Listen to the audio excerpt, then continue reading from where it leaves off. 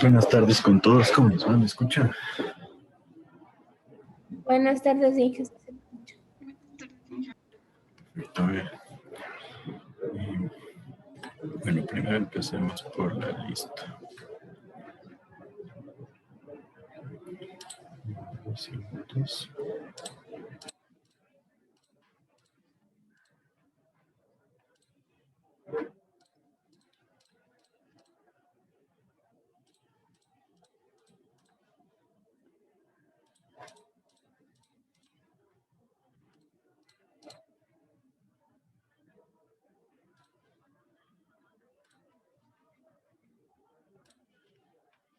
Está Brandon Aguilar, Presente. Bernardo Aldea, Presente. Nicole Andrade, Presente. Luis Vaquero, Presente. Fabricio Barreno, Presente. Kevin Carrillo, Presente. Jerry Chango, William Cifuentes, Presente. Jonathan Criollo, Presente. ¿sí? Presente, Chango, perdón, no. Alexis García, Ariel García, perdón, Presente. José Gordillo, Presente. Carla Gualavici, Presente. Renato Guamá, Presente. Renato Guijarro, María Fernanda León, Presente. Alexis López, Fausto López, Presente. Felipe Musa, Presente. Alexis Quispe, Presente. Kevin Rodríguez, Valeria Vilmesa, Presente. José Bisuete, Presente. Guido Zambrano. Presente. Entonces, cuéntenme cómo les fue en el examen.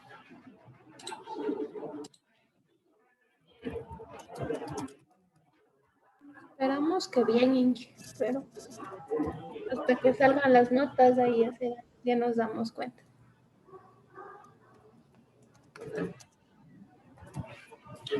¿Pero por qué? ¿No tienen dudas o qué pasó? No, sí creo que hicimos bien, Inge, pero igual no hay que ser confiados, igual. Veo que les ha ido aceptablemente. El promedio es de 7.66, creo. 7.66 sobre 10 es aceptable, es bastante bueno, les diría yo. Entonces sí ha habido una mejora. Ahora entonces revisemos rapidito las preguntas y creo que están bastante fáciles.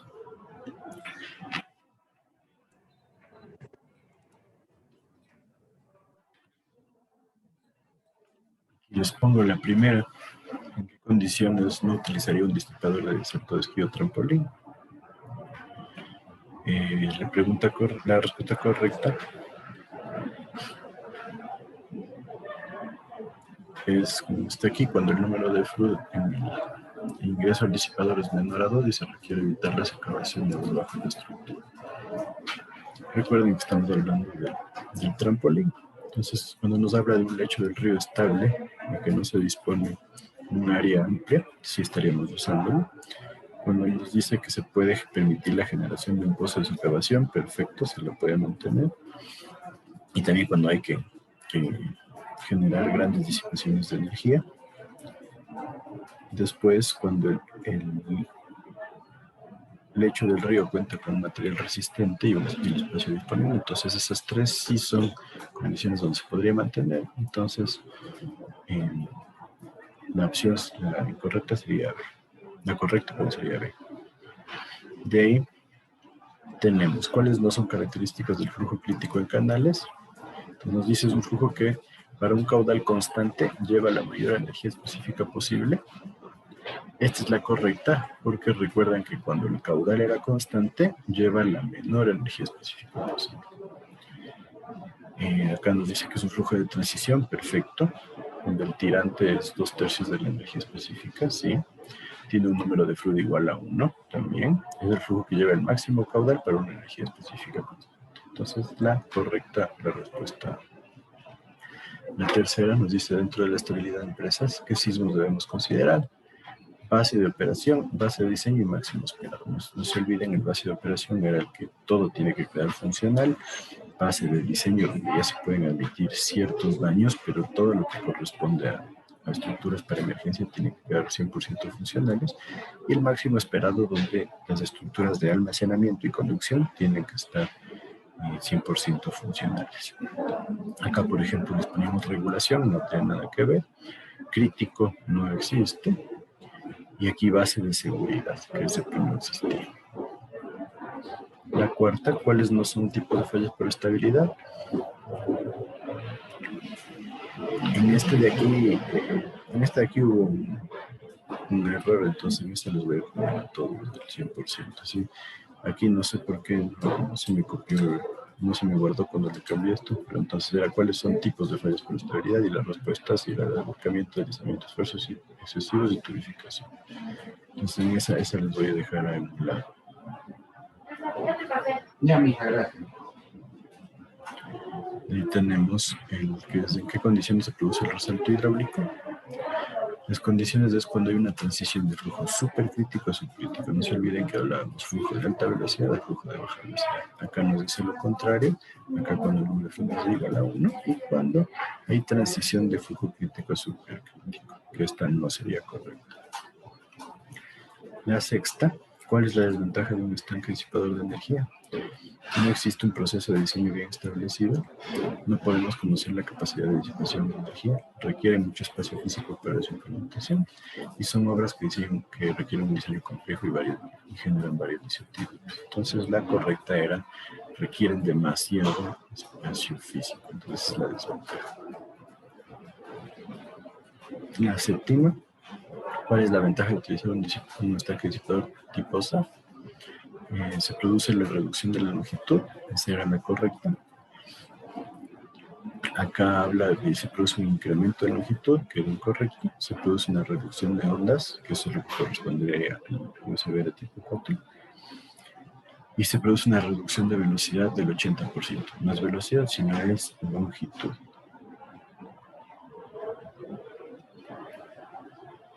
Y la octava, ¿cuál no es una característica de los sifones invertidos?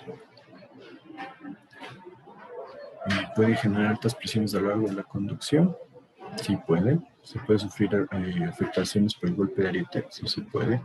Se desarrollan para facilitar el flujo a través de una depresión. Cuando contamos con gravedad amortiguador, también es verdad. Y no se requiere un análisis detallado de los espesores. Esa era la correcta. Creo que ese era un regalito.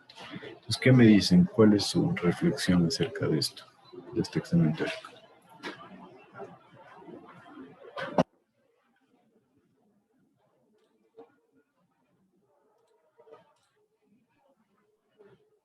¿Qué me dicen?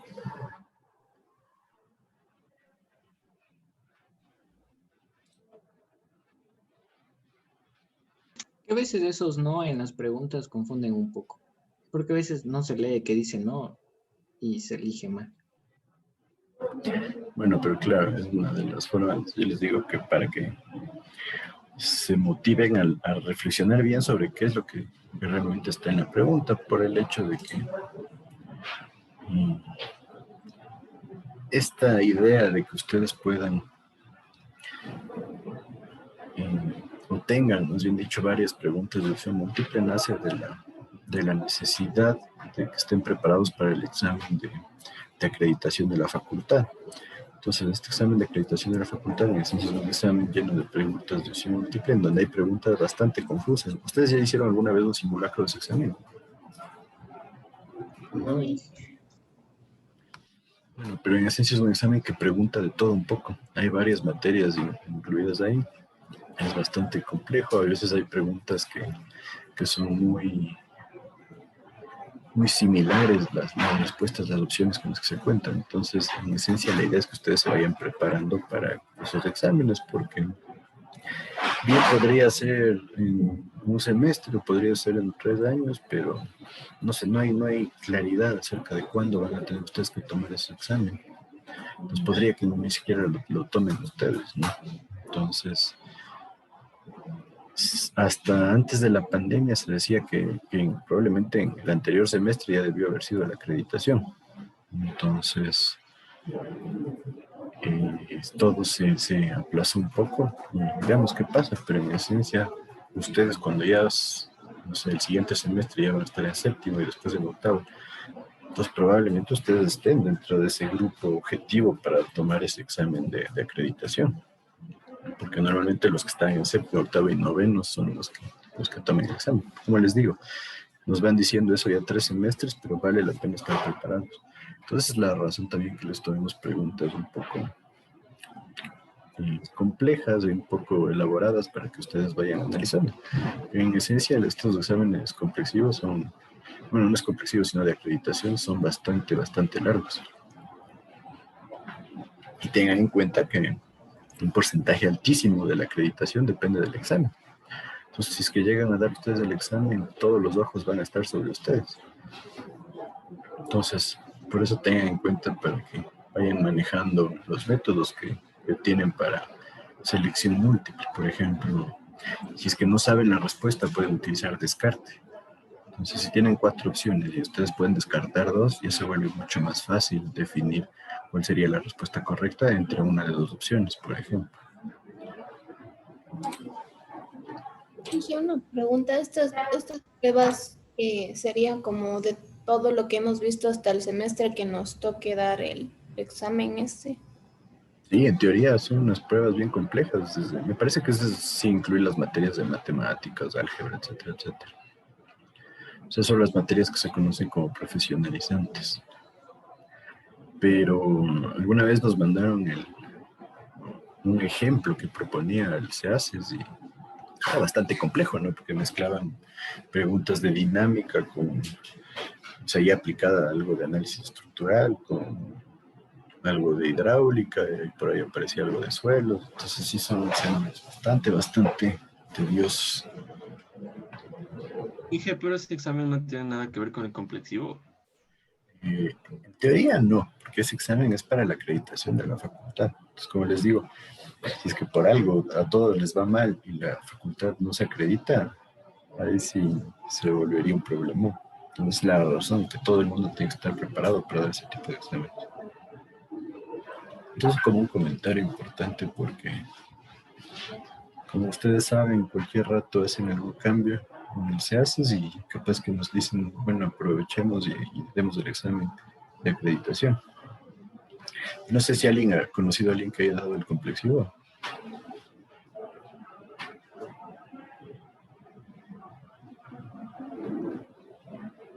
¿Saben cómo funciona el complexivo?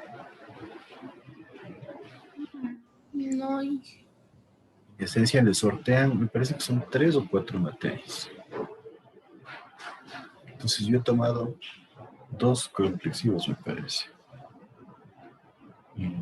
Y por ejemplo, hace 2 años fue un complexivo, más o menos tenía como 30 o 40 preguntas del examen. El estudiante tenía como 4 horas para resolverlo, me parece. Y esas preguntas son teoría y práctica, entonces es complejo, ¿no? El estudiante que dio este examen obtuvo de nota como el 65%, alguna cosa así. Entonces, tiene ventajas y desventajas. Las ventajas son que no tienen que hacer la tesis y pueden graduarse más rápido. Las desventajas es que les toca estudiar un montón. Les avisan, les dan como 2 o 3 semanas para estudiar de las materias que van a tener el examen.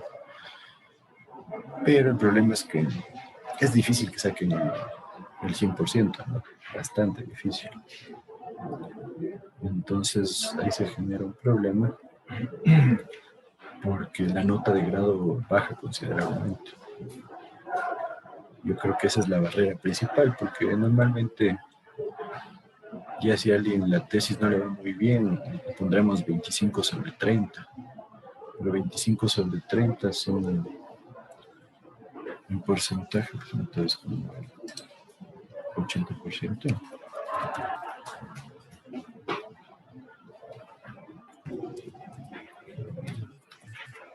Sí, 83%. Entonces, claro, no es una mala nota. Y eso diciendo que alguien le va mal.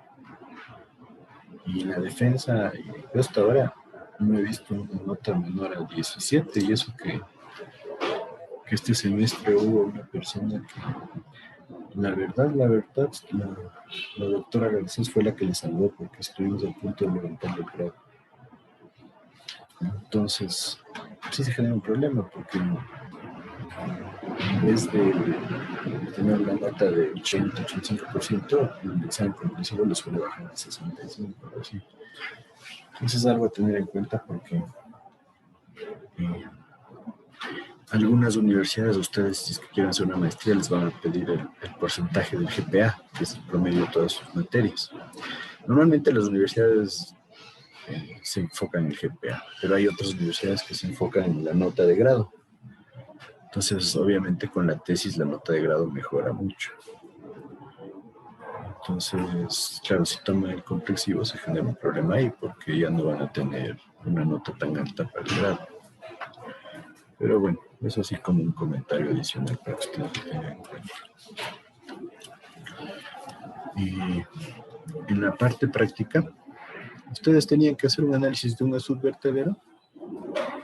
Tenían la longitud del vertedero, tenían el valor de P, el ancho del río y el caudal.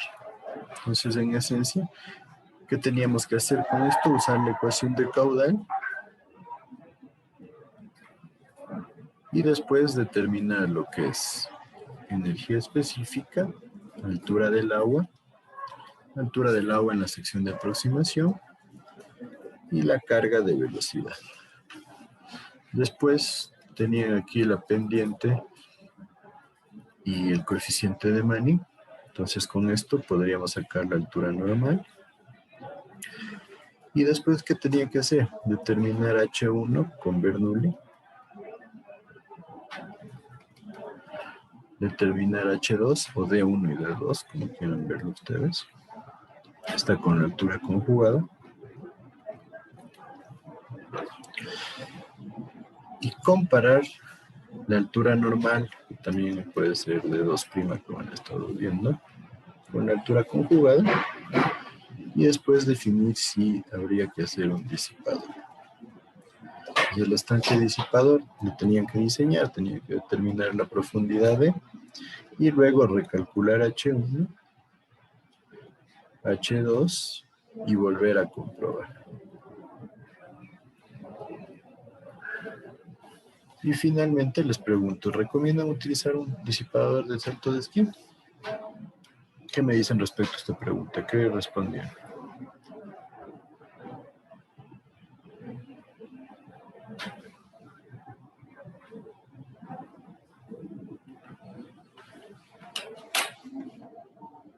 ¿Qué me dices, Bernardo Aldín? La ingeniería respondí que no era muy recomendable porque primeramente necesitaríamos un buen suelo para que, o sea, el lugar donde caiga todo el agua, y que también se necesitaba un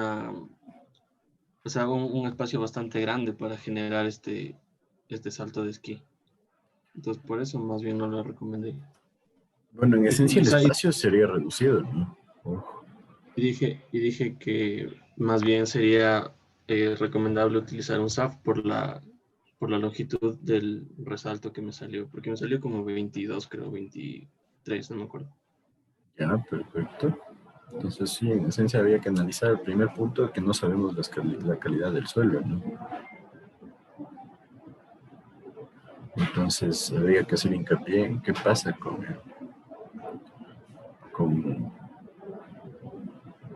el suelo, para tener ideas si es que hay como mejorar el lecho rocoso, ¿sí?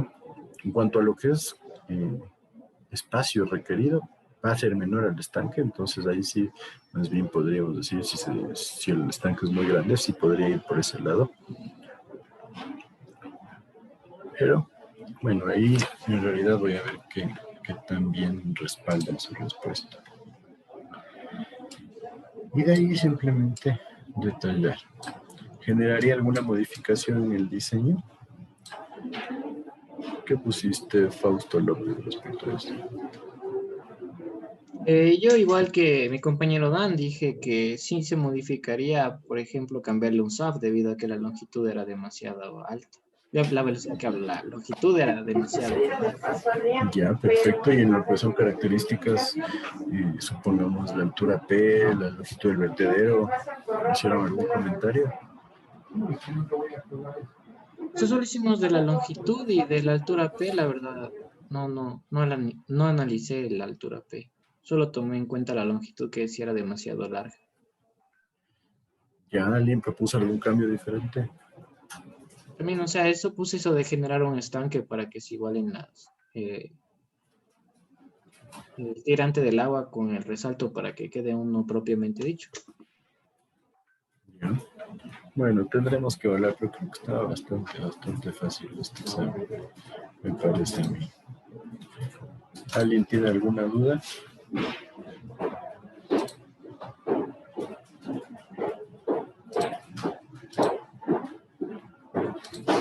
Bueno, entonces ahora sí vamos a continuar con la materia.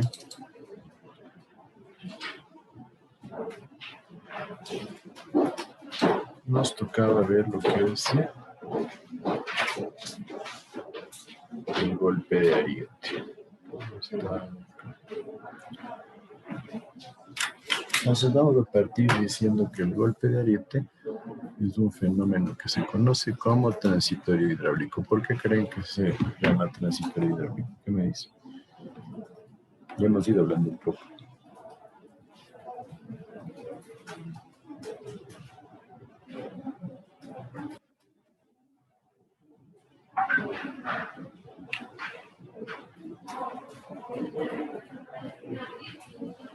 ¿Qué me dices? Jerry Chan.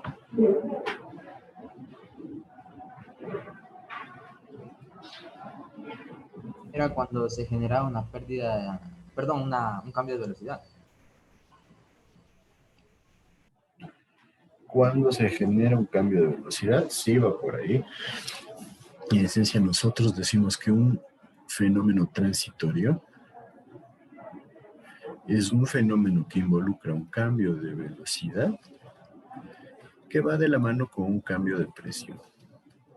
Entonces, por eso el golpe de ariete se considera un transitorio hidráulico. Pero vale la pena aclarar que aunque sea un transitorio hidráulico, no todos los transitorios hidráulicos son golpe de ariete. Porque en muchos casos puede haber variaciones de velocidad que generen variaciones de presión, pero que no sean golpe de ariete, ¿sí? Pero por otro lado, si es que hablamos de golpe de ariete, siempre hablamos de un transitorio. ¿Sí está claro eso?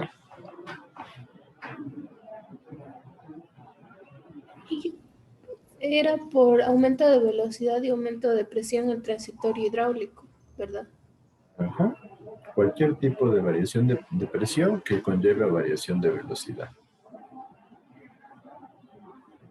Entonces es un transitorio, ¿por qué? Porque son fenómenos que se dan en ciertos periodos de tiempo. Pero por eso no necesariamente un transitorio es un golpe de ariete, pero sí un golpe de ariete siempre va a ser un transitorio. ¿Sí está claro eso? Porque a veces se habla del transitorio como golpe de ariete siempre, pero podría haber fenómenos que son transitorios porque no son golpe de ariete. ¿Qué me dice?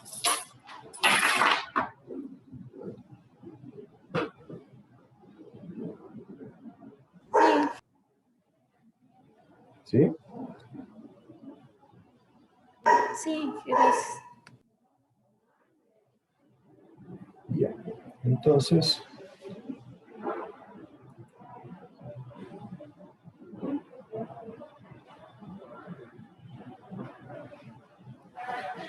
vamos a decir nosotros que el golpe de ariete es el choque violento que se produce sobre las paredes de un conducto forzado, o sea, un conducto a presión. ¿Qué significa esto? Que el golpe de ariete solo se genera en conductos a presión, no en flujo libre. Hago esta aclaración porque a veces me hablan de golpe de ariete en canales y eso no existe. Entonces, se genera cuando el movimiento del líquido es modificado bruscamente. Cuando hablamos de movimiento, nos enfocamos en la velocidad. Entonces, ¿qué pasa? Se produce una variación brusca de velocidad y esto lleva a una variación de depresiones y sobrepresiones. ¿Sí? ¿Por qué depresiones y sobrepresiones? Porque el agua oscila dentro de la tubería. ¿Por qué creen que decimos que oscila dentro de la tubería?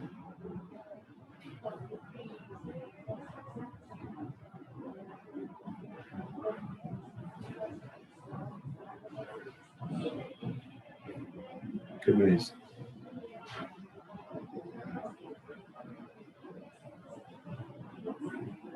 La variación que existe de la velocidad y la presión.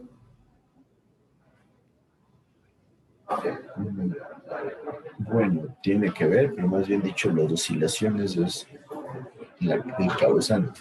¿Qué pasa? ¿Cómo funciona el golpe de aire? Yo tengo un tanque de carga.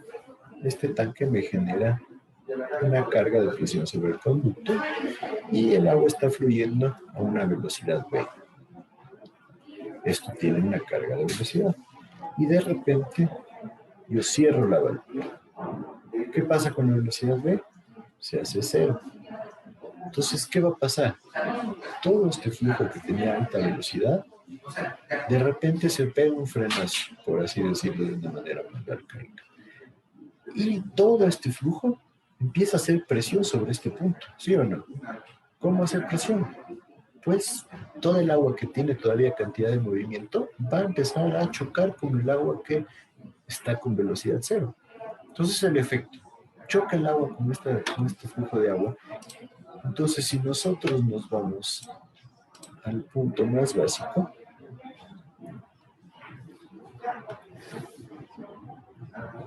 esta lámina que le podríamos llamar lámina 1, de repente cambia su velocidad a cero. Pero la lámina 2, 3, 4, 5, así sucesivamente, empiezan a chocarse con la lámina 1 y la lámina 1 se choca contra la válvula. ¿Qué genera esto?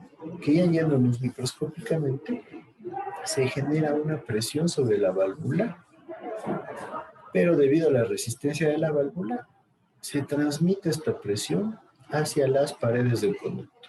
Entonces, ya yéndonos a evaluaciones microscópicas, se empieza a ensanchar el tubo, ¿sí? Entonces, de aquí pasa algo. Si se ensancha el tubo tiene una resistencia. Se involucra un factor adicional aquí en este análisis del golpe de ariete. ¿Cuál creen que sería este factor adicional?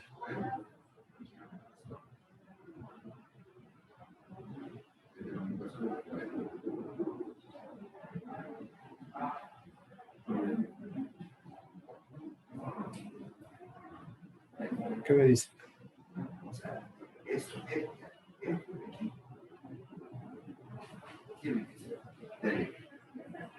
Dije, perdón, ¿puede repetir? Se me cortó el internet.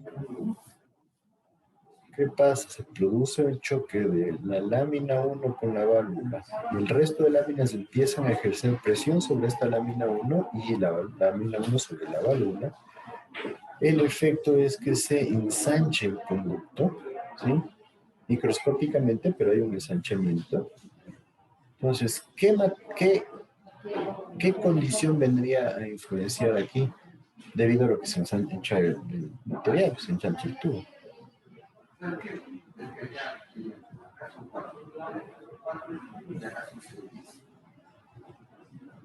El espesor de la tubería. El espesor, por un lado, sí, y también, ¿qué más?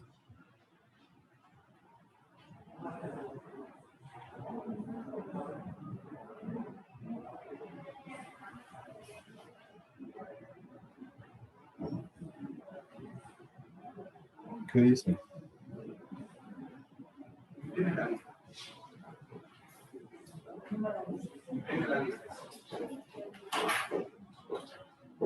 ¿Qué creen que se involucra?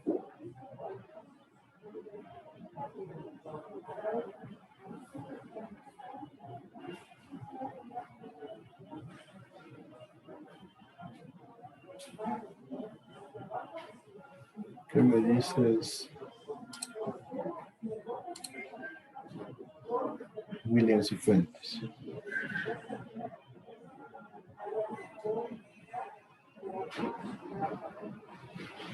Podría ser la resistencia del material. ¿En función de qué estaría esa resistencia? En función de la rigidez ante esa presión. El módulo de elasticidad. Perfecto. ¿Sí? Entonces ya se involucra el material que tiene el tubo y el módulo de elasticidad que tiene este material para generar esta capacidad de ensancharse debido a la presión del agua. Entonces, ¿qué pasa? Se produce aquí una sobrepresión, ¿no es cierto? Está clarísimo para todos, ¿sí o no? Sí. Entonces, esto genera un incremento de presión en este punto. Sube la presión. Pero ¿qué pasa? Como ya se ensancha el material, es difícil que lleguemos a sobrepasar su punto de fluencia. Entonces, el material vuelve a su forma y devuelve esa presión. ¿Sí? Entonces vuelve el flujo con una velocidad negativa. ¿Hasta dónde? Hasta que choca con toda el agua en el depósito. Aquí tenemos una carga importante, entonces choca con esta agua en el depósito. También podría haber aquí una válvula check, ojo, entonces chocaría con la otra válvula. ¿Y qué sucede? Si esta lámina 1 vuelve con una velocidad negativa, ¿qué creen que va a pasar aquí?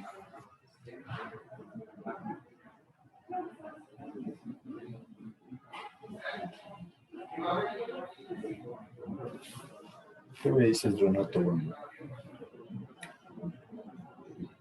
Inge, ¿puede hablar un poquito más duro? No le escuché mucho la pregunta.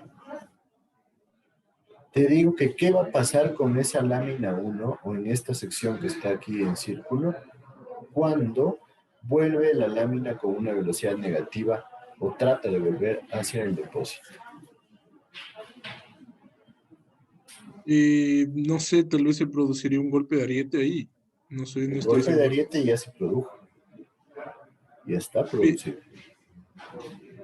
No tengo idea. O sea, pensaría que se volvería a producir un golpe de ariete aquí otra vez. O sea, del cambio de sentido, por el cambio de sentido. Estamos hablando ya del original. Todavía seguimos en el mismo golpe de ariete, entonces no se puede producir otro. ¿Qué me dice?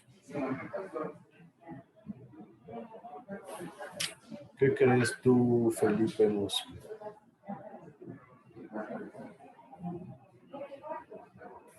¿Qué pasa si aquí tenemos sobrepresión y luego vuelve a una velocidad negativa?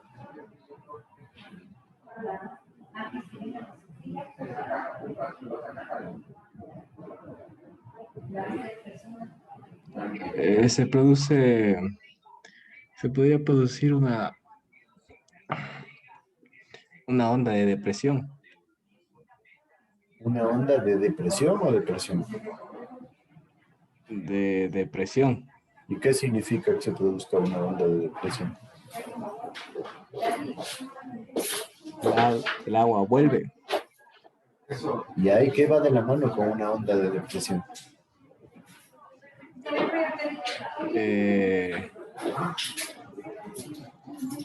Que se llene la tubería. Ya está llena la tubería.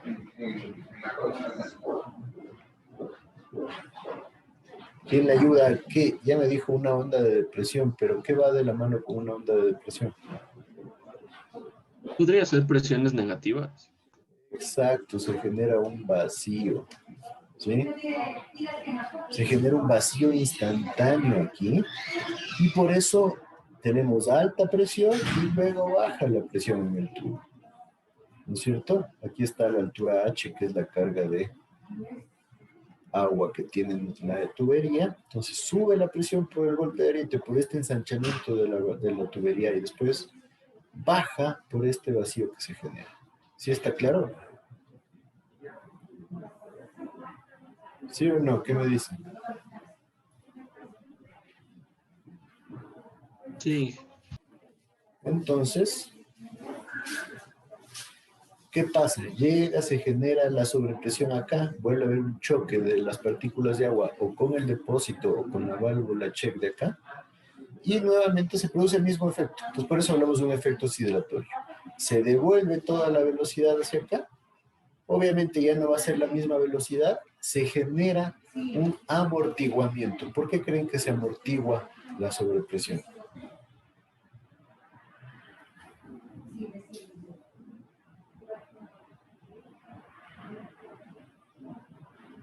¿Qué me dice?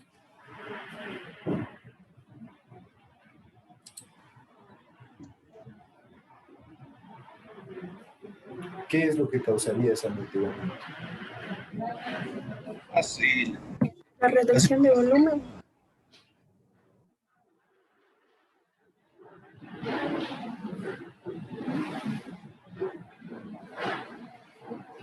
La fricción. ¿Qué tipo de fricción genera un amortiguamiento? La fricción con el tubo y entre las partículas de agua. ¿Sí está claro? Pues, ¿qué significa eso? Que si es que esta es la presión con la que estaba el tubo, se produce el golpe de ariete, se incrementa la presión, tenemos depresión y después ya no llega al mismo valor de sobrepresión, si no se genera una reducción, ¿no es cierto? Si esto le llamamos nosotros HA, este valor de aquí va a ser menor que HA. ¿Sí está claro eso? Sí. Para todos, ¿sí? Sí.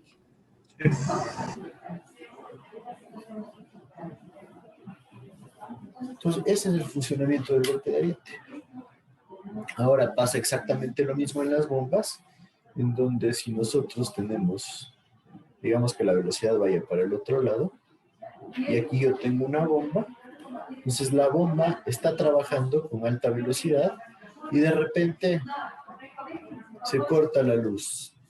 Deja de funcionar la bomba, entonces la velocidad se convierte en cero. Entonces de lo que tenemos alto flujo, se va a cero la velocidad y se produce también el fenómeno del golpe de ariete. ¿Sí? Entonces, ¿sí está claro el funcionamiento del fenómeno?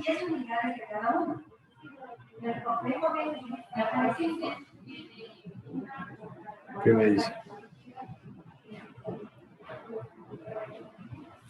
Sí. Perfecto, entonces ese es el funcionamiento.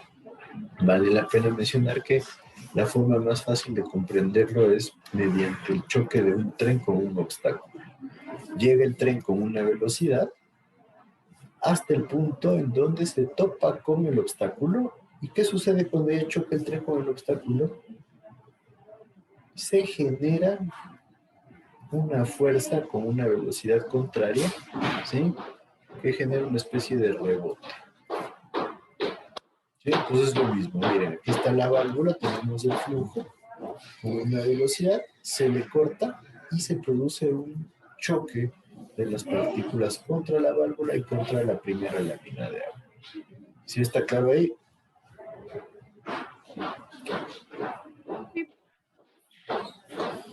Entonces, nosotros tenemos que tener clarísimo que, que se debe tener en cuenta cuál es el valor máximo de presión, que normalmente se le llama HA, que se puede alcanzar con este fenómeno de golpe de ariete.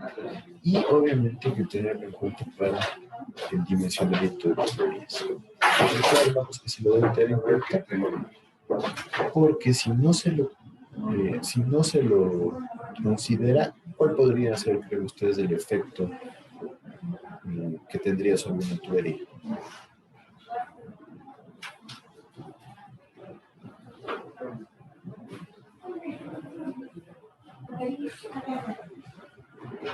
¿Qué dice?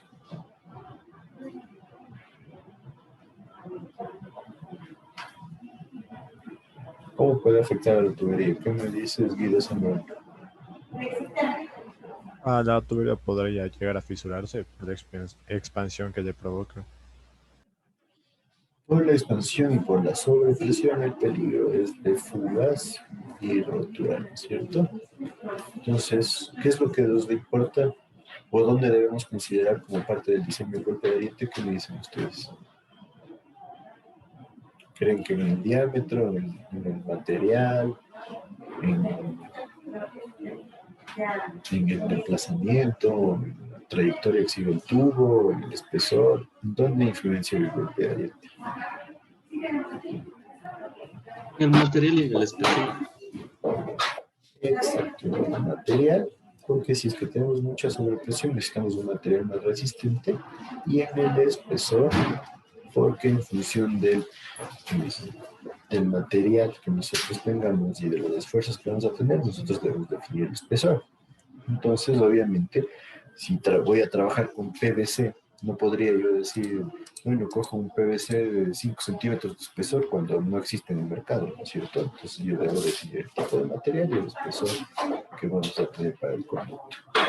¿Sí está claro para todos?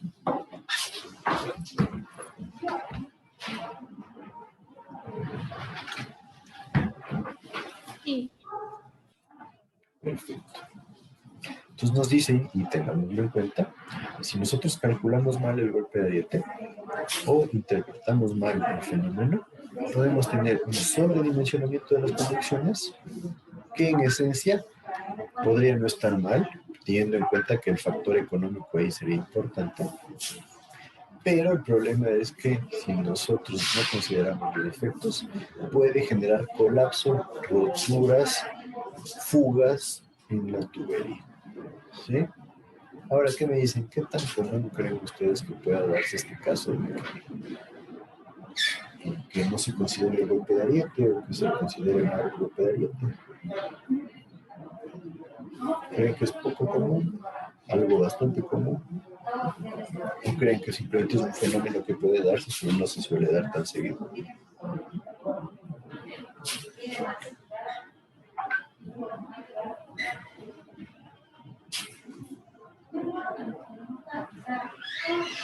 ¿Qué me dices? Carla o la vecina.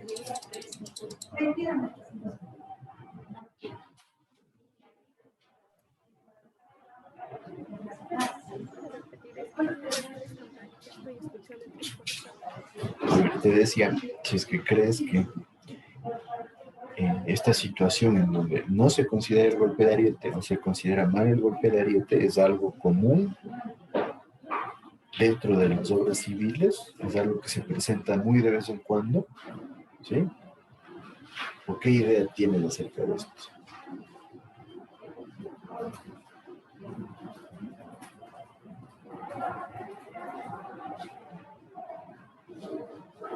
Que no debería ser común la presencia del golpe de ariete, ya que afectaría la resistencia del material.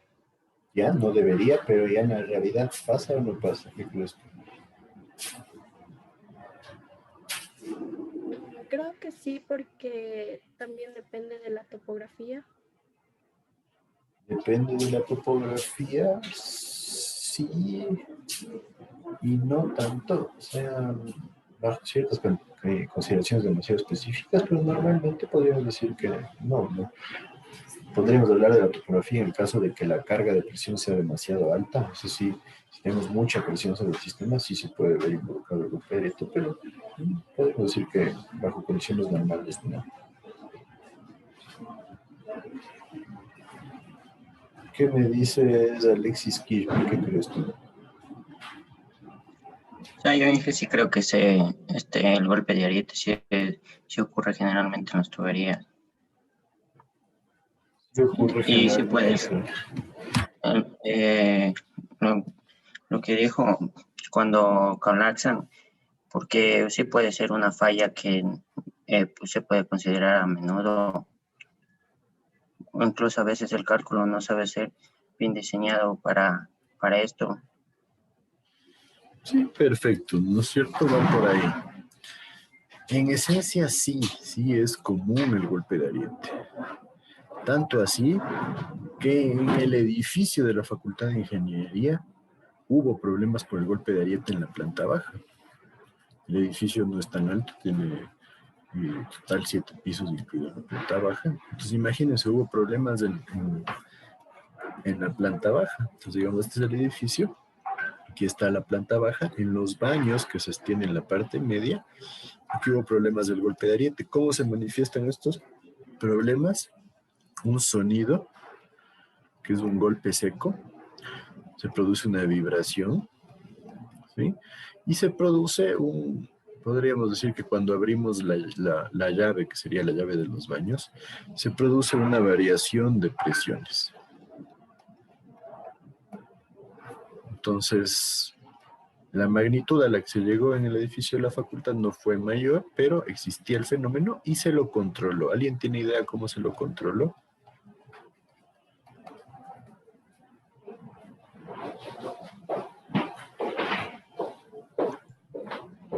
¿Nadie ha escuchado acerca de eso?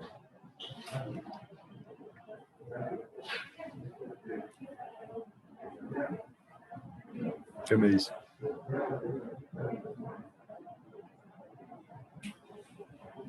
Yo no me acuerdo bien. Se le controló colocando válvulas push. Ustedes se han fijado, tenemos válvulas push. ¿Qué pasa con las válvulas push? ¿Qué creen? Ayudan a liberar presiones. Sí, va por ahí, pero en esencia dijimos que el golpe de ariete se produce cuando hay un cambio de velocidad. Pero en las válvulas push, el cambio de la velocidad es menor. ¿Sí? No es que se cierre inmediatamente la tubería, sino se produce un cierre durante un periodo de tiempo. ¿Sí se han fijado?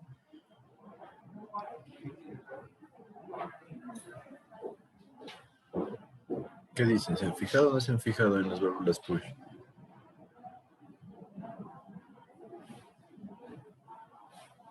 No, la verdad. Nadie ha utilizado una válvula push. No. En serio me dicen que no saben cuáles son las válvulas push. Son las que están en el lavamanos, ¿no? Exacto, que uno le aplasta y empiezan a cerrarse o abrirse de a poco. Si tienen claro, entonces la variación de velocidad no se genera de manera inmediata, sino se produce de manera progresiva. Entonces, de esta forma nosotros podemos controlar el golpe de ariete. ¿Sí me siguen? Sí. Perfecto. Entonces, podemos decir que esta es una opción para mitigar o controlar el golpe de ariete, ¿sí? ¿Qué sería esa opción? Reducir la velocidad del cierre de la válvula. Y les pongo otro ejemplo. En un proyecto, ¿no es cierto?, que me parece que te costó alrededor de 75 millones de dólares en Esmeraldas. Ya cuando tenían el conducto comprado, cuando ya estaban trabajando en la instalación, se dieron cuenta que no estaba considerado el golpe de ariete dentro de los diseños. Para que se den cuenta, ¿no?, lo que pasa en nuestro país. Esto sucedió, yo diría, hace unos 3 o 4 años, porque una tesis que hicimos en la facultad se llevó a cabo en función de ese análisis, viendo cómo se podría controlar los efectos esperados por el golpe de ariete. Y en este caso específico, el golpe de ariete podría llegar a duplicar la presión de régimen que tiene el sistema, para que se den cuenta, ¿sí? O sea, la presión subía al doble. Obviamente yo me imagino que hubo unos cuantos amarres en este proyecto, pero un proyecto de 75 millones de dólares presentó este tipo de problemas. La solución fue colocar, me parece que eran 5 o 8 entre este valor, válvulas. Cada válvula costaba alrededor de $40,000. ¿Sí? Entonces, Claro, si era un proyecto de 75 millones, no es que generó una influencia muy alta en el costo, pero si se dan cuenta, este error generó un incremento del costo de entre 200 y 350 mil dólares por ahí, que ya se vuelve un problema. Pero si nosotros usamos esta válvula y el golpe de ariete se genera de manera constante, ya vamos a ver, pero la válvula no tiene un efecto total, sino es un efecto paulatino. Entonces, ¿qué sucede ahí? Todavía tenemos algo de sobrepresión que afecta al tubo. Entonces, aunque en los papeles parecía que el sistema quedó perfecto como si nada, probablemente la vida útil de la tubería iba a verse disminuido, especialmente por el efecto de fatiga que se puede generar. ¿Sí está claro eso? Sí. Entonces tengan en cuenta, sí, es algo que pasa y es algo que tienen que considerar. No, que no se ve que ustedes han sido los diseñadores de un proyecto carísimo que se olvidaron de considerar el golpe de ariete. Porque créanme que lo primerito que va a saltar es a decir que el contrato está amarrado, que lo que trataron es de robar, etcétera, etcétera. Entonces, siempre consideren cualquier efecto del sobrepresiones del tubo, porque realmente para un diseñador, si se olvidó de eso, es como que ustedes estén diseñando una estructura de una casa o de un edificio y digan, me olvidé de considerar los efectos del sismo, ¿no es cierto? Lleva mucho que decir como diseñador, entonces tengan eso en cuenta. Les decía que los efectos también del golpe de ariete son vibraciones, se generan vibraciones debido a la variación de presión, entonces se siente como vibra la tubería cuando el golpe de ariete es bastante fuerte. Puede debilitar la estructura este efecto de vibración. También puede, cuando son tubos grandes, puede generar agrietamientos tanto en la tubería como también en los apoyos y atraques que tiene la tubería. ¿Qué son apoyos y atraques? Pues si el conducto es grande, el anclaje o atraque es una estructura de hormigón que nos sirve para soportar el tubo, y los apoyos son estructuras más pequeñas que nos sirven para mantener el tubo distante del suelo, para evitar que se corroa rápidamente. Entonces hay que tener cuidado con esto, puede ser peligroso, y a partir también además de esto se pueden producir grietas en la tubería y las grietas pueden llevar a fugas. Y por otro lado, si empieza a vibrar el conducto, empiezan a vibrar los apoyos y los atraques o los anclajes, y esto puede generar una desestabilización en el terreno. ¿Sí? Entonces, ¿qué pasa si empieza a desestabilizar el terreno? Puede producirse hundimientos, ¿sí? Y los hundimientos también pueden generar grietas en la tubería o grietas en los apoyos y en los anclajes.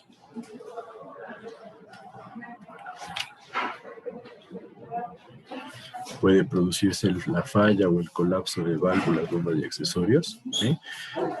¿Por qué hablamos de válvulas, bombas y accesorios? Como les dije, el golpe de ariete se puede generar en bombas, entonces nosotros debemos proteger a la bomba.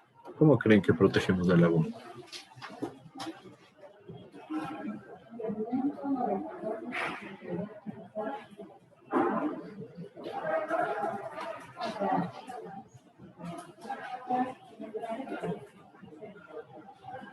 ¿Qué me dice?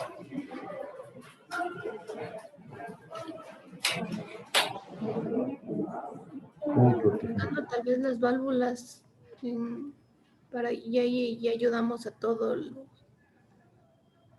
Va por ahí. Si ponemos nosotros válvulas después de la bomba, ¿qué tipo de válvulas? Válvulas check o antirretorno.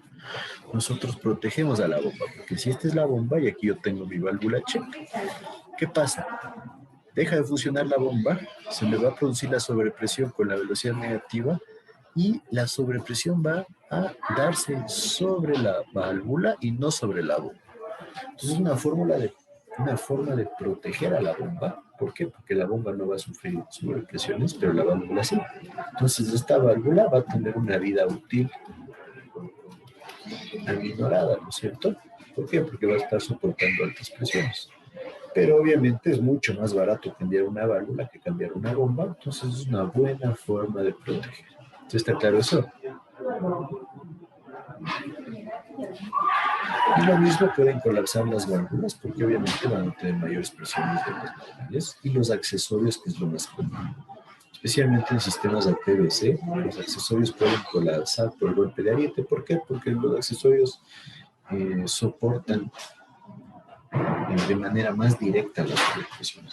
Normalmente en el conducto es difícil que se dañe un conducto por sobrepresión, pero los accesorios tienden a dañarse mucho más fácil.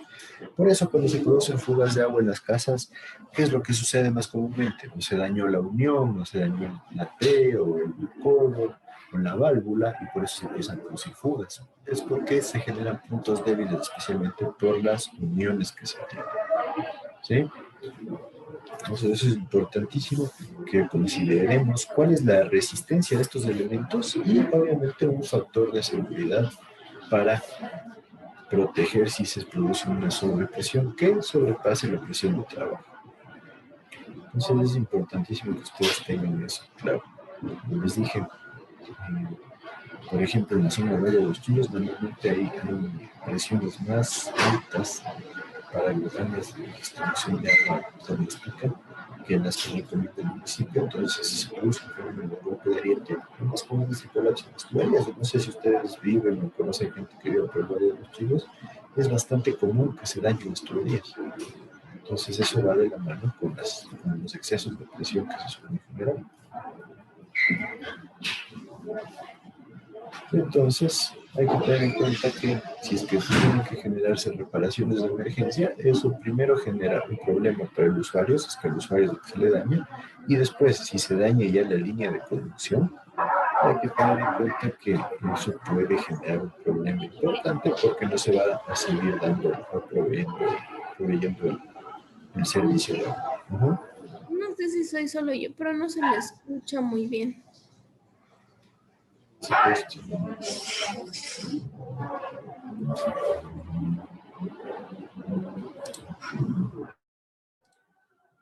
¿Qué me dice?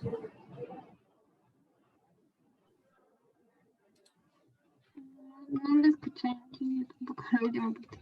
O sea, se le escucha bien bajito, la verdad.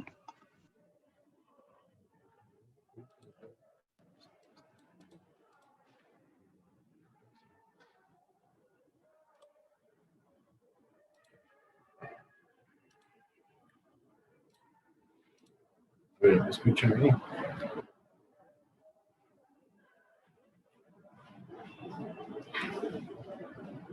¿Me escuchan ahí? Mejor. Sí. ¿Podría repetir el tema, por favor? Les decía que nosotros debemos tener en cuenta que si se daña el conducto, o sea, se producen daños debido al golpe de ariete, eso puede generar una falla en lo que es la comodidad del servicio. ¿Sí? ¿Por qué? Porque el usuario va a tener que arreglar, va a tener que invertir para arreglar este sistema de agua potable en su casa. Y si se producen las fallas, por decir, en la distribución, ¿no es cierto? Si se produce una reparación ya en la conducción de agua, nosotros tenemos que tener en cuenta que se puede llegar a interrumpir el servicio. Entonces, esto ya es un problema grave. ¿Por qué? Porque si interrumpen el servicio es uno de los puntos críticos en lo que es la evaluación de un sistema de distribución de agua potable. Nosotros vemos aquí en el Ecuador que es algo que pasa, ¿no? Pero no debería. No sé si ustedes han visto, pero en Durán creo que tienen cortes de agua cada semana. Y esto es por una mala planificación, una mala construcción del sistema de agua. ¿Sí? Entonces, tengan en cuenta que normalmente se esperaría que en el año no se produzca más de 1 o 2 interrupciones del servicio. Y esto aquí en el Ecuador es totalmente mentira, ¿no? No sé si los que viven en el Valle de los Chillos, lo mismo, en la zona del sur de Quito, a cada mes por lo menos hay fugas, hay problemas con la tubería y se generan interrupciones en el servicio. Entonces, uno de los indicadores de un buen servicio es que no se produzcan interrupciones. Como les dije, lo normal es que no se produzcan más de 1 o 2 al año. ¿Sí me escuchan bien? ¿Está claro eso?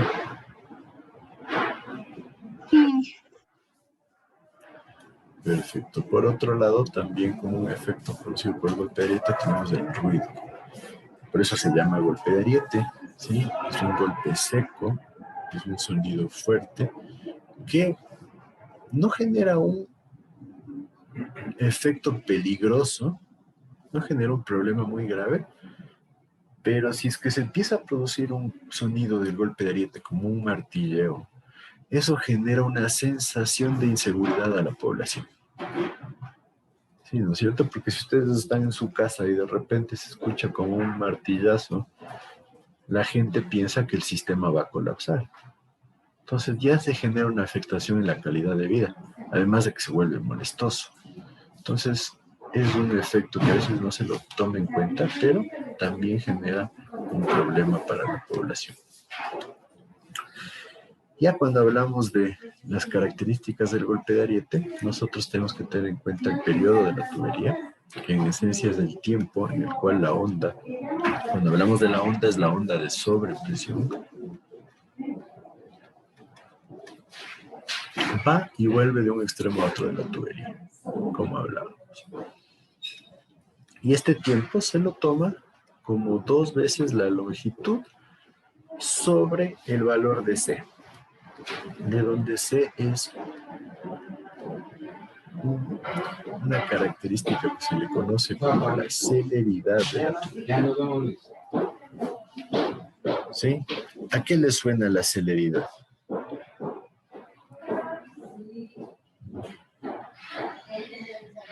¿Qué crees tú, José Gordillo, acerca de la celeridad? ¿A qué te suena que es el concepto de celeridad?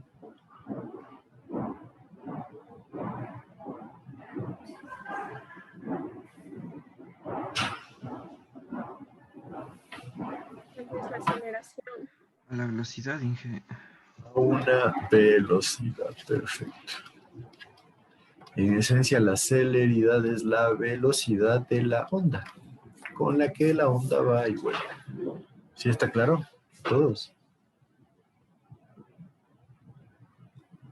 Entonces, para determinar la celeridad, vamos a tener que considerar el tipo de flujo, obviamente, ¿sí? Y también el módulo de elasticidad del material, lo que les decía antes. Entonces, aquí tienen el gráfico similar a lo que yo les indicaba. Esta es la presión estática, la presión que genera el tanque en el gráfico que estábamos viendo sobre el sistema. Entonces, ¿qué pasa? Se produce el golpe de ariete, sobrepresión, depresión, sobrepresión, depresión, sobrepresión, depresión. Esto es un fenómeno ideal. Pero ¿qué pasa? Nosotros tenemos la fricción como un efecto amortiguador. Entonces, ¿qué sucede realmente? No se generan estas sobrepresiones tan perfectas, sino se generan unas formas más o menos trapezoidales que van disminuyendo en magnitud debido al efecto de la fricción. ¿Sí está claro eso?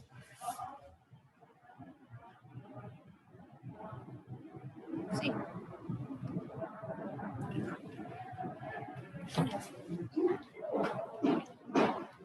Entonces, ¿cómo se calcula la celeridad? Con esta ecuación de acá. No se olviden la velocidad de propagación de la onda y la ecuación que se utiliza para determinarla se le conoce como la ecuación de Alievi. Alievi es un investigador que se enfocó bastante en este fenómeno del golpe de ariete. Inclusive, si ustedes buscan uno de los programas, o sea, el software más importantes para determinar golpe de ariete, se llama Alievi. ¿Sí? Si ustedes buscan, también hicimos una tesis en la facultad enfocada a la misma tesis que les decía. En esa tesis hicimos el análisis de sobrepresión en este proyecto de Esmeraldas mediante el software de Alievi. Entonces, ¿cómo es la ecuación de Aliyev? Un valor de 9.900 sobre la raíz de 48.3 más K, que es un coeficiente que depende del módulo de elasticidad, lo que les decía. El tipo de material ya influencia, ¿no es cierto? No es lo mismo tener acero, que tiene un módulo de elasticidad mucho más alto, que un material como el concreto, por ejemplo. ¿Sí? Entonces, este coeficiente K se calcula como 10 elevado a la décima potencia sobre el módulo de elasticidad del material, multiplicado por el diámetro. Entonces, sí, influencia el diámetro en la velocidad de la onda sobre el espesor, lo que nosotros decíamos. Entonces, se involucra el espesor del material, el tamaño que tiene la tubería y el tipo de material. ¿Sí me siguen con esto? Sí. Entonces, si llegáramos a un punto donde contamos con una tubería indeformable, con un módulo de elasticidad infinito, la celeridad máxima a la que podría llegar el sistema es de 1425 metros por segundo. Entonces, a esta se le conoce como la celeridad del agua. ¿Sí? Entonces, valores normales para la celeridad están entre 1000 y 300 metros por segundo. Y aquí les he puesto un cuadrito comparativo, ¿no es cierto? Miren, el acero tiene un coeficiente K de 0,5, el hierro fundido de 1 y el concreto de 100, para que vean. Y aquí tienen las relaciones diámetro sobre espesor, entre 500 y 40, y pueden ver qué pasa con los valores de celeridad. Entonces miren acá, diámetro sobre espesor, ¿qué significa? Que esta tubería tiene un espesor bastante importante respecto a su diámetro. Nos da valores de celeridad de alrededor de 1200 en el acero, que es el material más resistente y con el mayor módulo de elasticidad. Y si nos vamos al concreto, ya en este diámetro, que es un diámetro muy grande respecto a un espesor que va a ser relativamente pequeño, llegamos alrededor de 250 metros por segundo de celeridad. Entonces, como ven, obviamente estos dos límites no son tan comunes. Supongamos 500 relación diámetro sobre espesor. Si hablamos de un diámetro de 1 metro, ¿cuánto debería ser el espesor?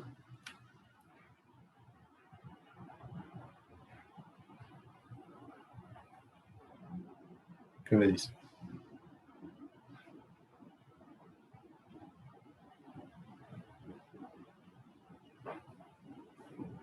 $0,002. 0,002 metros, ¿no es cierto? Que son 2 milímetros. 2 milímetros probablemente ya sea un espesor muy pequeñito. Y ahora vámonos de este lado de acá. Si el diámetro es 1 metro, ¿cuánto debería ser el espesor?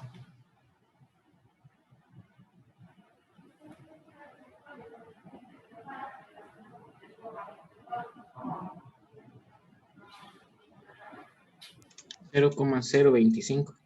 0,025, que en esencia es 2,5 centímetros, que ya es un espesor bastante alto. ¿No es cierto? Imagínense lo que es un tubo de 2,5 centímetros de espesor, ¿no? Entonces como ven, son límites que no son tan comunes. ¿Sí les queda claro entonces qué es la celeridad y cómo funciona, cómo influencia sobre el sistema? Entonces aquí tenemos varias evaluaciones. Miren, estos son valores reales en donde los que me interesa comparar son estos dos de aquí porque es el mismo caudal. Miren, el mismo caudal en el mismo sistema y un tiempo de 1 segundo, mientras que acá hablamos de 3 segundos. Miren, con los 3 segundos, miren cómo se empieza a variar la forma de la figura. ¿Qué pasa? Ya no es una forma constante. ¿Por qué? Porque el tiempo de cierre es muy lento. Podríamos hablar de un cierre lento. Entonces, ¿qué pasa? Ya existe fuga de presión. Miren, la presión máxima que se llega está alrededor de 50. En este caso me parece que es pies. Sí, pies. Mientras que si el tiempo de cierre es 1 segundo, miren la forma que toma la sobrepresión es mucho más constante. ¿Sí ven? Y miren hasta el valor que llega a la sobrepresión, alrededor de 160 podríamos decir. Entonces, si ustedes comparan 50 y 160, podríamos decir que si nosotros cerramos la válvula en 3 segundos versus la válvula en 1 segundo, la sobrepresión puede incrementarse en más del triple. ¿Sí está claro eso?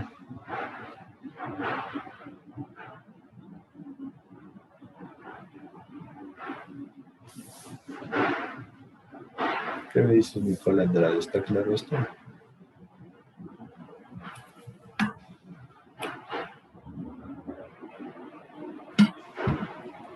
Sí, Inge, sí está claro. Entonces, ¿qué dirías tú acerca del cierre rápido y el cierre lento? ¿El qué? Perdón, Inge, no se le escuchó. El cierre rápido y cierre lento. Que todo depende de cómo esté influenciando la presión en la válvula y a la velocidad, o sea, y también a la velocidad a la que se encuentra. ¿La velocidad de qué? Dentro de la válvula y cómo ejerce la presión. ¿Cómo ejerce qué la presión?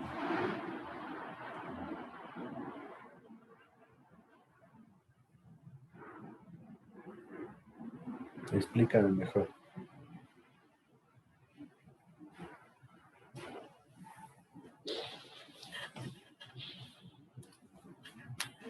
¿Qué me dices, Nicole?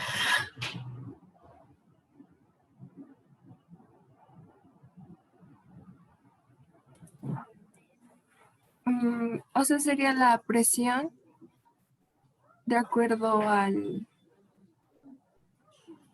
tiempo estimado dentro. O sea, es que todo depende de la velocidad a la que se encuentra, según mi criterio. A la velocidad que se encuentra el flujo, pues sí, tiene una influencia. Pero en esencia aquí yo te pregunto, ¿qué piensas acerca de esta relación de tiempos de cierre? De 1 segundo y de 3 segundos. Ya, listo.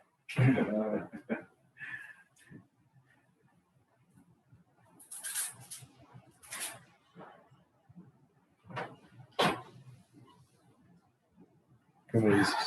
Que cuando se cierra, más lento genera. Que cuando se cierra más lento genera menores presiones que cuando se cierra más rápido. Cuando se cierra más lento, genera menores presiones que cuando se cierra más rápido. Sí. ¿Y por qué tenemos eso?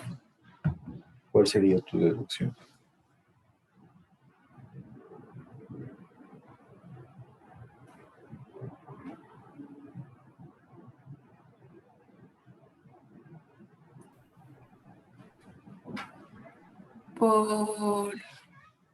O sea, sería por, influye cómo varía el flujo, la velocidad y el tiempo estimado. Más o menos, ya vamos a ver ese concepto. Si está claro para todos cómo una variación de 2 segundos en el tiempo de cierre puede afectar en el triple la presión, espero, ¿no? Ahí entra estos análisis de acá. ¿Qué es el cierre rápido y qué es el cierre lento? Inge, Ajá. entonces se recomendaría cerrar más lento, ¿verdad? Exacto, por eso les decía la válvula push, ¿qué es lo que hace?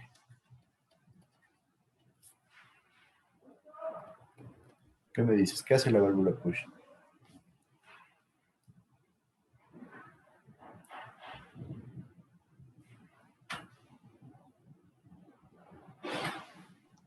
Cierra el flujo progresivamente, de poco a poco. Exacto, disminuye la velocidad de cierre. ¿Sí o no? Entonces, de esa forma, si se disminuye la velocidad de cierre, nosotros tenemos o damos espacio para que se pueda ir la presión del agua mientras se sigue cerrando la válvula. Entonces, por eso es una de las soluciones que se da. Entonces, estos conceptos ahí son importantes. Cierre rápido. significa que el tiempo en el que yo me demoro cerrando la válvula, se le pone como tau, que es este signito de acá, es menor a ¿qué es esto? ¿Se acuerdan?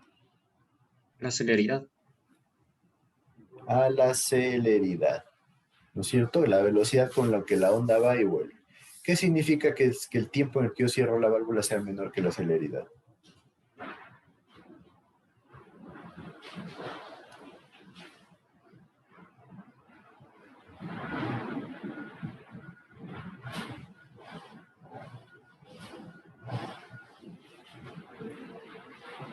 ¿Qué me dice?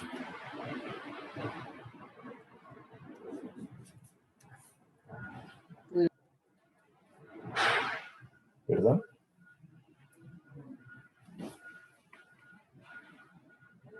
O sea, como había dicho Inge, que no alcanzan a escapar las presiones. Exacto. Entonces, ¿qué pasa? Aquí les pongo, ¿no es cierto? Viene el agua con velocidad, cierro la válvula, pero si yo cierro la válvula muy rápido, ¿qué significa? Cambia la velocidad a cero, se produce el primer choque de partículas, entonces vuelve hasta acá y ya está volviendo, ¿no es cierto? Esto de aquí es la celeridad. Pero si yo ya acabé de cerrar la válvula y llega la onda de celeridad, o sea, el tiempo 2L sobre C, la velocidad de la onda, ¿sí? O el periodo que se demora la celeridad, o sea, la velocidad de envolver. ¿Qué pasa? Choca toda la fuerza con la que viene el agua, choca sobre la válvula enterita. ¿Por qué? Porque ya está cerrada, o sea, ya no hay paso de agua. Entonces, toda la sobrepresión choca con la válvula. ¿Sí está claro eso? Sí. Entonces, ¿qué pasa cuando se produce lo contrario? O sea, cierro la válvula, este flujo va, se choca contra la válvula de acá arriba o contra la presión que tiene el tanque y vuelve. Pero cuando vuelve, este tiempo, el tiempo de la onda o la velocidad con la que se genera la celeridad, y todavía no está cerrada totalmente la válvula, ¿qué sucede?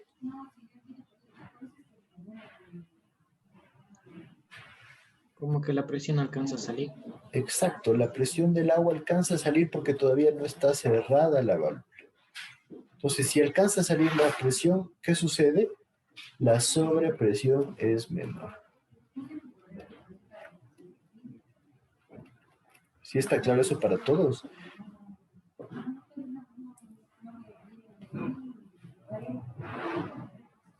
¿Sí o no? Sí.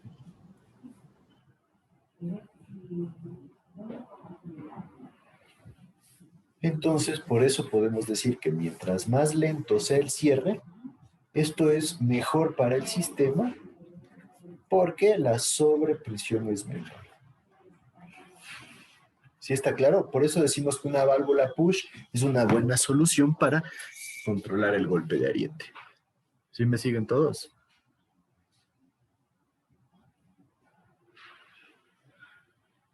Sí. Ya, entonces, si alguien no tiene claro este concepto de que la onda de presión actúe antes o después del tiempo de cierre, avísenme, por favor. Entonces, ¿qué ecuaciones tenemos para determinar nosotros la sobrepresión? En esencia, la más básica, la primera que se generó, es la ecuación de Aliyev, nuevamente entra Aliyev, donde nos dice que HA es la sobrepresión, es igual a la celeridad por la velocidad promedio del agua en la tubería, que es la velocidad que nosotros calculamos, ¿no es cierto? Caudal sobre área, sobre la gravedad. ¿Sí? Y esta es la ecuación que se utiliza cuando tenemos cierre rápido. ¿Qué significa eso? Que toda la sobrepresión actúa sobre nuestra válvula. Obviamente, la ecuación de Aliyev nos va a dar un valor alto de sobrepresión, como vemos aquí en este gráfico. Este es el punto de Aliyev en donde nosotros llegamos a la sobrepresión. Entonces, ¿cómo funciona el sistema? Nosotros decimos que si esta es mi presión con la que estoy trabajando, y se produce el fenómeno de golpe de ariete, yo voy a tener un incremento de presión progresiva, ¿sí? Hasta llegar al máximo que va a estar dado por la ecuación de Aliyev. Entonces, esta parte del incremento de presión progresiva corresponde a la ecuación de Michaud, que es la ecuación del cierre lento. Entonces, ¿qué nos dice la fórmula de Michaud? Que tenemos la misma ecuación, si ustedes ven aquí, de Aliyev, pero en esencia le estamos dando un factor del periodo de la onda sobre el tiempo de cierre. Entonces, ¿qué creen ustedes? En este caso, ¿cuál sería mayor? ¿El periodo de la onda o el tiempo de cierre? El tiempo de cierre. El tiempo de cierre. Entonces, ¿qué estamos haciendo? Le aminoramos a la presión de Aliyev por la relación entre cuánto se demora la onda en volver sobre el tiempo que yo me demoro en cerrar. Por eso, mientras más tiempo me demore yo en cerrar, esta sobrepresión va a ser menor. Como ven aquí, es progresivo. Entonces, si el tiempo es muy largo, nosotros vamos a estar en la zona baja de la ecuación de Michaud y por ende nosotros vamos a tener un incremento de presiones muy bajito.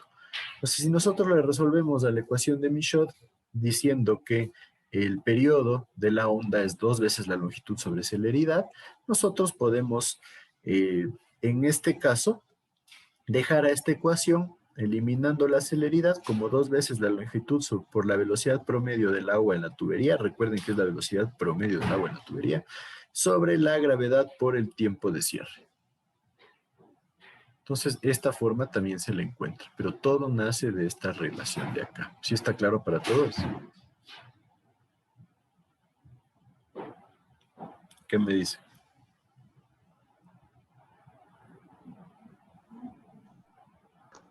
Sí. También podemos determinar esta que se conoce como la longitud crítica. La longitud crítica es la longitud del tubo en que la onda ya igualaría, lo que es el tiempo de cierre que estamos generando. O sea, es la longitud que nosotros tenemos hasta que se llegue a la máxima presión por golpe de ariete, ¿sí? Entonces, de esta forma nosotros podemos decir, claro, si una tubería es más larga, normalmente, o sea, más bien dicho, la lógica nos dice que la velocidad y el tiempo van a generar que, más bien dicho, la velocidad va a generar que el tiempo sea un poquito más largo, si es que la tubería es más larga. Entonces, de esa forma, yo puedo definir cuál debería ser la longitud del tubo antes de que se produzca la máxima sobrepresión. ¿Hasta ahí alguna duda?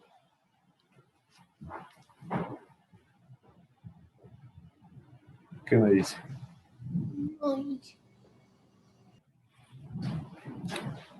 Entonces, ¿qué creen acerca del golpe de ariete?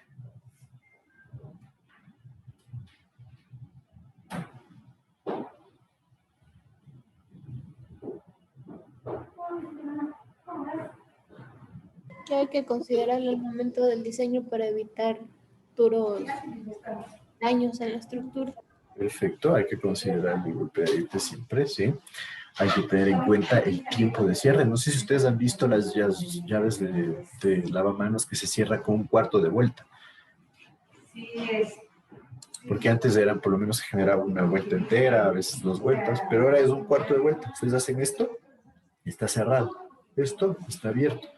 Entonces, ¿qué sucede? El tiempo de cierre se va muy abajito. Entonces, también dependía del número de vueltas de cierre. Es que mientras más vueltas de cierre, más te vas a demorar cerrando, ¿sí o no? Y eso sería mejor. Sería mejor. Por eso, a veces es peligroso las válvulas que se cierran muy rápidamente por el hecho de que se pueden generar una sobrepresión, pueden generar un golpe de ariete. Y por eso, si ustedes se van a los conductos grandotes de agua potable, tienen unas válvulas gigantes, no sé si han visto, pero tienen unos volantes que toca estar gira y gira y gira. Esa también es una forma de disminuir el tiempo de cerrado y proteger contra el golpe de ariete. ¿Sí está claro? Sí. Perfecto. Entonces, no les di break porque tenemos una reunión del área, entonces podemos quedar hasta ahí. El día lunes continuaríamos con nuestra clase, ¿no es cierto? Estamos bastante decentes en lo que son tiempos, ¿sí? Así que no creo que haya problema. Entonces el día lunes y martes continuaremos con lo que es el golpe de ariete y protección contra inundaciones, para después continuar ya con la unidad 6 y después la unidad 7 que tenemos con ustedes. ¿Hasta ahí alguien tiene alguna duda o algo? Inge, yo me demoré 10 minutos en entrar a la clase. ¿Me podría poner en lista, por favor?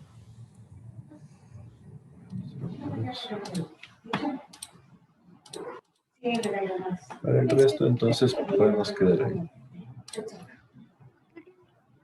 Que estamos miércoles. A ver quién le dijo. Disculpe, como mi internet estaba malo, no sé si me escuchó lo que dije presente. Creo que sí. A ver, está Guijarro, López, Alexis, Kevin Rodríguez. Parece que ya se salió. Ellos son los que no están. El resto ya está listo. Gracias, Inge. ¿Listo? Hasta luego.